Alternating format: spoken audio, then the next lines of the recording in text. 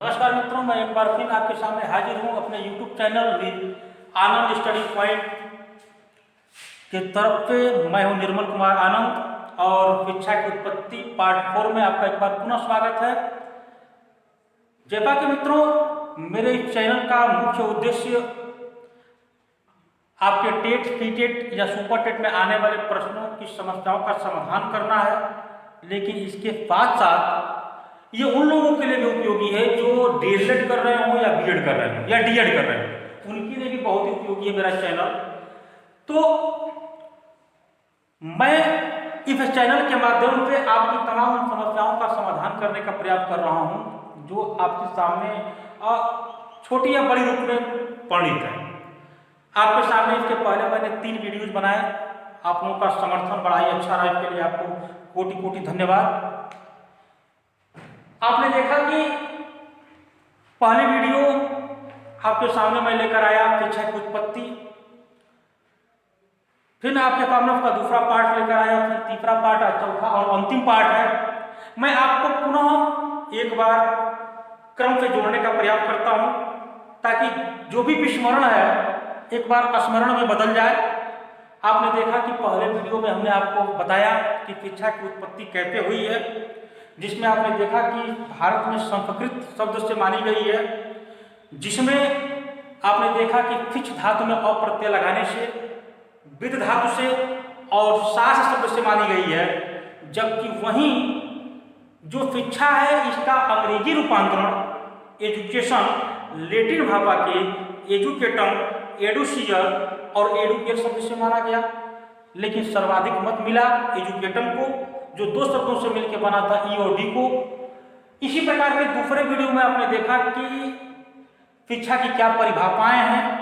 आपने देखा कि शिक्षा मनुष्य को पशु स्तर से ऊंचा उठाती है, बालकों के सर्वांगीण विकास में सहयोग करती है, शिक्षा का अर्थ या शिक्षा का अभिप्राय मुक्ति है, सा विद्या या भी मुक्त है।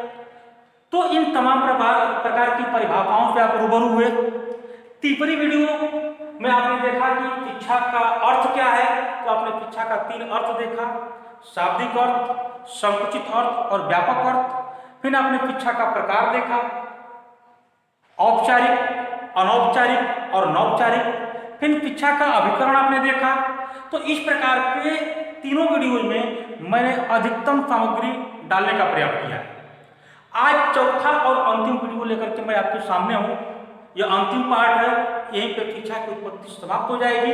हमने पिछले वीडियो में आपसे वादा किया था ये बताने का कि शिक्षा का शाब्दिक अर्थ, वास्तविक अर्थ और संकुचित या व्यापक अर्थ जो है, इसके अलावा 2 और अर्थ हैं जिसको कि वास्तविक अर्थ और आधुनिक अर्थ के रूप में जानते हैं। और इस वीडियो में मैं इसी की चर्चा करूंगा कि जो शिक्षा का वास्तविक अर्थ है और जो आधुनिक अर्थ है इसमें क्या अंतर है। तो सबसे पहले हम लोग देखते हैं कि शिक्षा का ये वास्तविक अर्थ क्या है। वास्तविक अर्थ का मतलब होता है कि शिक्षा अपने मूल रूप में क्या करना चाहती है, या शिक्षा अपने मूल उद्देश्य को क्या बताना चाहती है, या किस रूप में शिक्षा हमको मिली और शिक्षा का हमने सदुपयोग या उपयोग कैसे किया।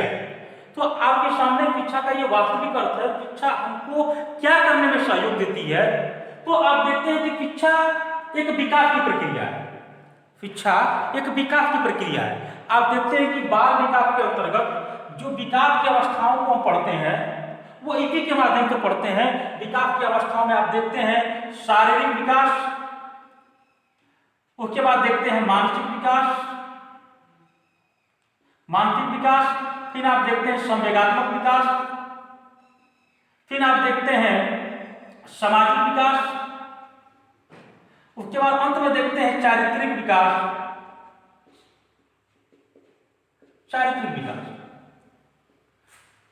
मित्रों, क्या आपने कभी ध्यान दिया इस चीज को कि आखिर में हम चाइल्ड डेवलपमेंट के माध्यम से क्यों हम यही क्रम अपनाते हैं कि पहले हम विकास की प्रक्रिया में पहले शारीरिक विकास को पढ़ते हैं, फिर हम मानसिक विकास की बात करते हैं, फिर हम संवेगात्मक विकास की बात करते हैं, फिर सामाजिक विकास की बात करते हैं और अंत में जाके हम चारित्रिक विकास की बात करते हैं।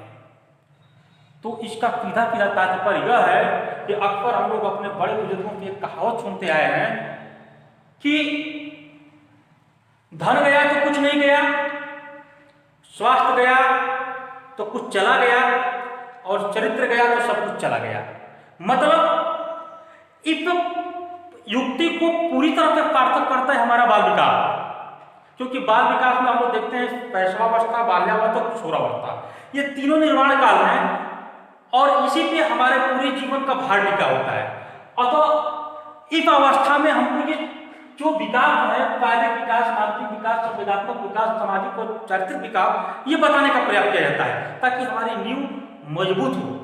तो आपको मैंने बताया कि अक्सर हमने कहावतें सुना करते हैं कि धन गया तो कुछ गया, स्वास्थ्य गया तो कुछ चला गया, और चरित्र गया तो सारा चीज चला गया। तो ये हमारा बाल विकास का क्रम, विकास का क्रम इस बात को पूरी तरह से सत्यापित करता है। कैसे? सबसे पहले हम देखते हैं शारीरिक विकास। शारीरिक विकास मतलब अगर हमारा शरीर स्वस्थ है, हिष्ट पुष्ट है, तो उसमें मानसिक विकास मतलब कि हमारा मस्तिष्क क्या होगा? अच्छा होगा, तंदुरुस्त होगा। मैंने स्वस्थ शरीर में स्वस्थ मस्तिष्क का निवास होता है, ये अरस्तु का भी कथन है। तो हमने देखा कि जब हमारी शरीर मजबूत तो हमारा मानसिक संतुलन भी अच्छा, मतलब कि हमारी मानसिक शक्तियां हमारे कंट्रोल में।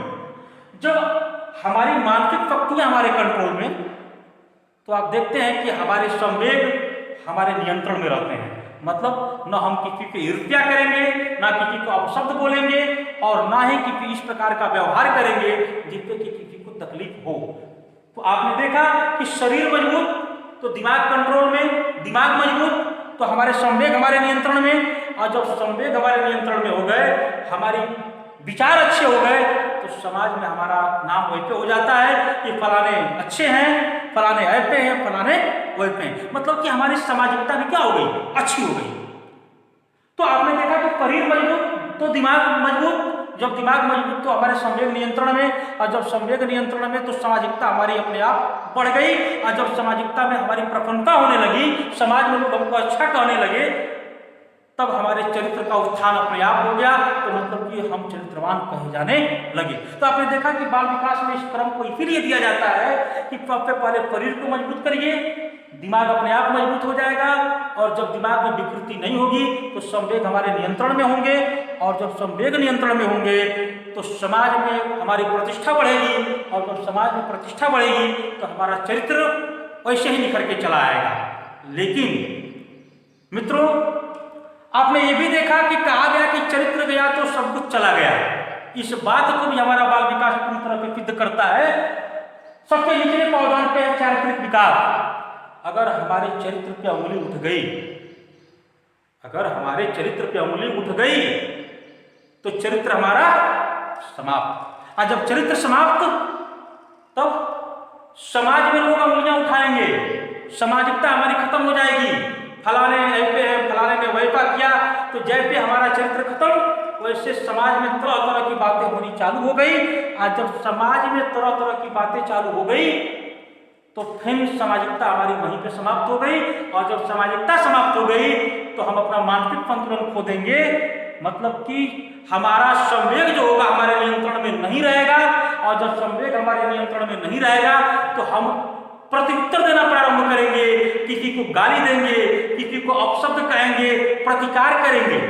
तो संवेग जब हमारे नियंत्रण में नहीं तो हम उटपटांग हरकतें करेंगे, और जैसे ही संवेग हमारे नियंत्रण से बाहर हुए तो हम मानसिक रूप से परेशान हो जाएंगे, और जब मानसिक रूप से परेशान हो जाएंगे तो हम अपने आप को क्षति पहुंचाने का कार्य करेंगे, अर्थात अपने शरीर को नुकसान पहुंचाएंगे, अर्थात हमारा सब कुछ समाप्त हो जाएगा।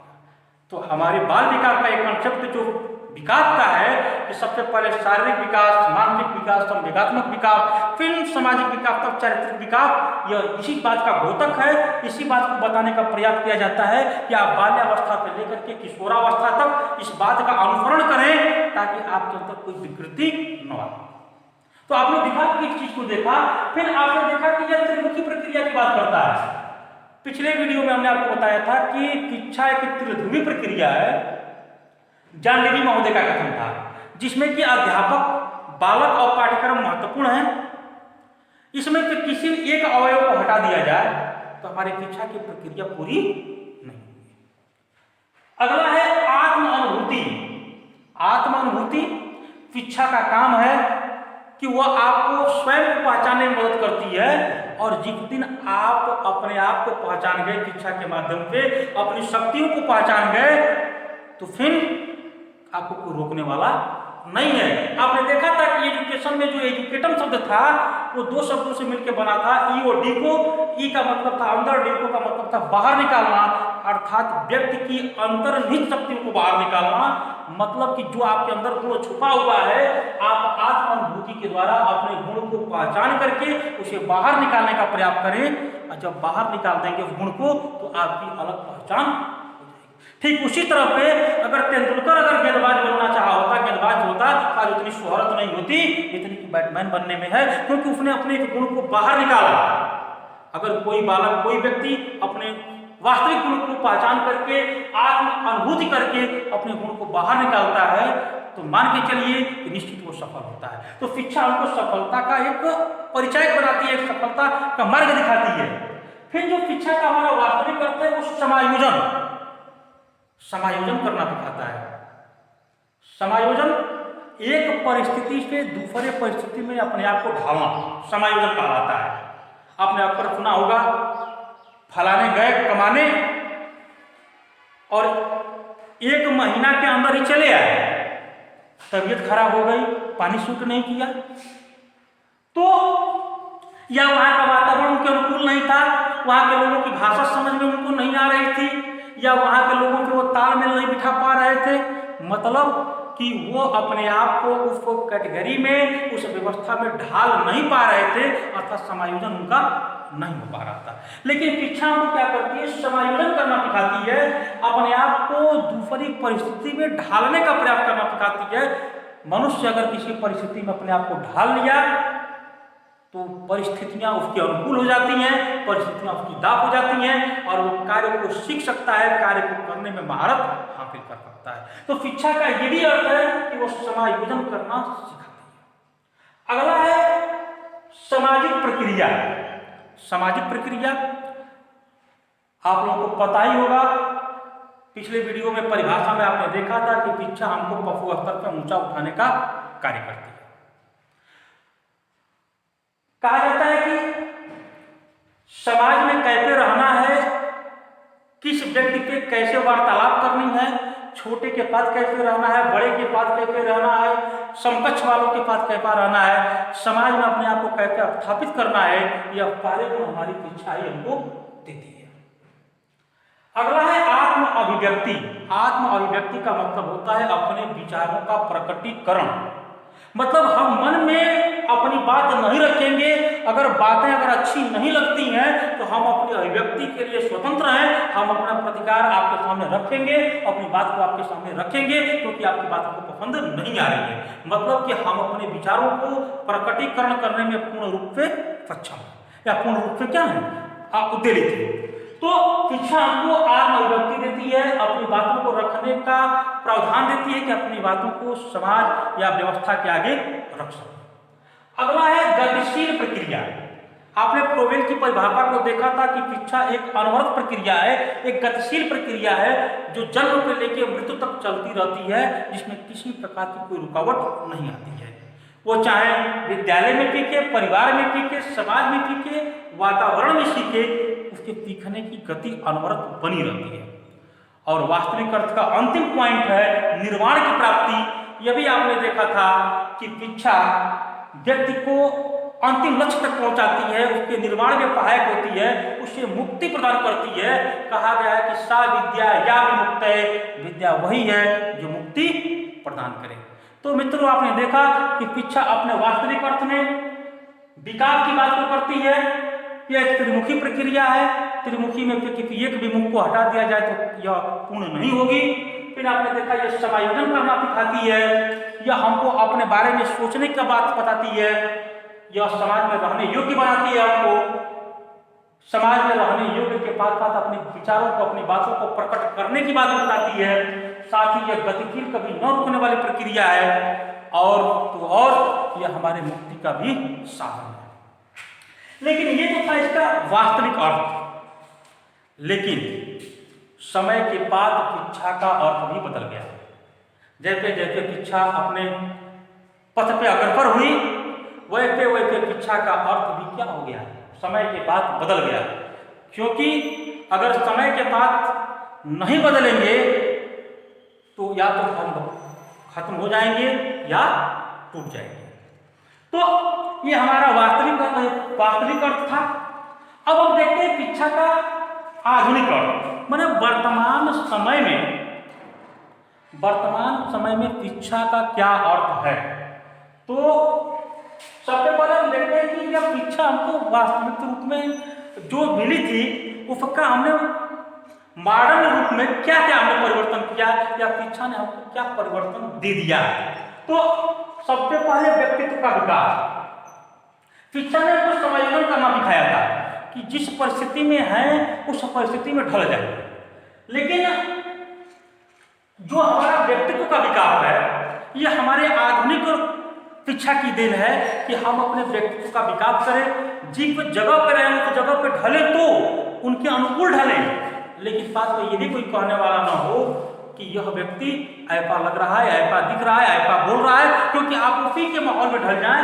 अर्थात व्यक्तित्व जो पर्सनालिटी कहलाता है, जो आपके आंतरिक उपाय गुणों को मिला के बनता है, उसके पूर्ण रूप से समग्र रूप से विकास करने का श्रेय हमारी आधुनिक शिक्षा को जाता है। क्योंकि आप अगर व्यक्तित्व का विकास नहीं करते हैं तो ड्रेस पहन करके आप शादी की पार्टियों में नहीं जा सकते हैं, और शादी का ड्रेस पहन करके विद्यालय नहीं जा सकते हैं।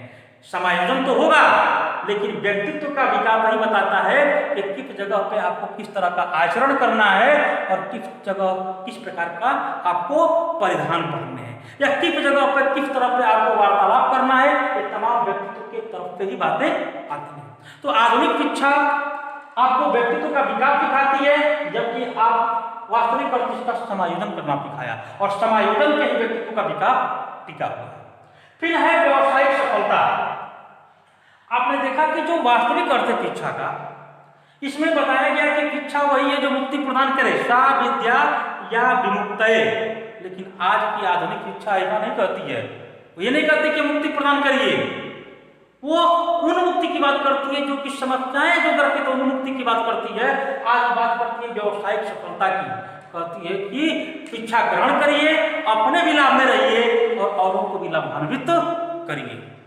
जैसे मान लीजिए तमाम लोग अध्यापक बनने की लाइन में हैं, अगर अध्यापक बनते हैं तो उनको सरकार के द्वारा या अर्थ प्रदान होगा, तो अर्थ उनके लिए क्या होगा, एक पारितोषिक होगा जो कार्य करने में और उनको सहयोग करेगा, तो उनकी व्यावसायिक सफलता है। क्योंकि आज के डेट में जो भी लोग पढ़ रहे हैं, जो भी लोग शिक्षा ग्रहण करना चाह रहे हैं, वो केवल और केवल व्यावसायिक सफलता के लिए प्राप्त करना चाहते हैं, बाकी कोई उनका उद्देश्य दूसरा निहित नहीं है। तीसरा है सामाजिक समस्याओं के प्रति जागरूकता। आप देखेंगे कि पहले शिक्षा होने के बाद भी हम समस्याओं के प्रति मूड बने रहते थे, समस्याओं के प्रति जागरूक नहीं रहते थे। समस्या थी लेकिन हम बोलने की हिम्मत नहीं करते थे, अभिव्यक्ति तो मिली थी लेकिन अभिव्यक्ति का उपयोग नहीं कर पा रहे थे। लेकिन आधुनिक अर्थ में आधुनिक शिक्षा ने क्या किया, हमको समस्याओं के प्रति जागरूक कर दिया। हम समस्याओं के खिलाफ बोलते हैं, हम मौन नहीं रहते हैं। नेतृत्व, आधुनिक शिक्षा ने हमारे अंदर नेतृत्व क्षमता का विकास कर दिया है। पहले हम पिछली कक्षाओं में या पिछले जगह पे पीछे डूबके रहते थे ताकि कोई हमारा चेहरा न देख ले, हमको कोई काम न कर दे।